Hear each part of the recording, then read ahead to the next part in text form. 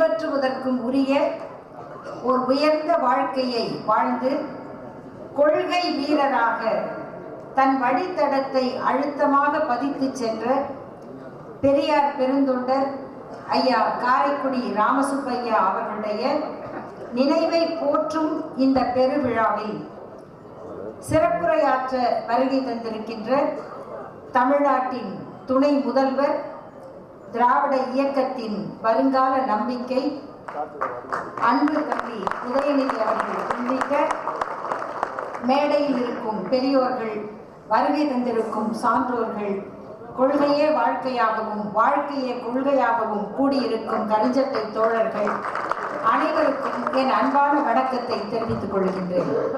நேரம் குறைவு. நம்முடைய துணை முதல்வர் அவர்கள் பல்வேறு பணிகளுக்கு இடையில் இந்த நிகழ்ச்சிக்காக கொடுத்த நேரத்தை குறைக்க வேண்டிய சூழலில் அவர்கள் இருக்கிறார்கள். நமக்கும் அவருடைய பொறுப்பும் வேலைகளும் தெரியும் என்கிற காரணத்தினால் எங்களுடைய உரைகளை நேரத்தை சுருக்கி கொண்டு ஐயா ராமசுப்பையா அவர்களுடைய உருவத்தை சிலையை திறந்து வைத்து அவர் உரையாற்ற வேண்டும் என்கிற அந்த காலத்தின் நெருக்கடியில் என்னுடைய உரையை சுருக்கிக் கொள்ளுகிறேன். நேரம் அதிகமானால் தயவு செய்து சீட்டு கொடுத்து விடுங்கள், தயங்க வேண்டாம். ஆமாம், ஏன்னா பல நேரங்களில் பேச்சாளர் அரசன் உள்ள வருகிறார், அவரும் என்னை பார்க்கிறார், ரெண்டு பேரும் ஓன்னு வாய்விட்டு கதறி அழுகிறோம். அழுதுவிட்டு இருந்த பணத்தை எடுத்துக்கொண்டு சென்னைக்கு போய் இறுதி ஊர்வலத்தில் கலந்து கொண்டு அண்ணாவை கடற்கரையில் விட்டுவிட்டு அழுத கண்ணோடு வந்துவிட்டோம்.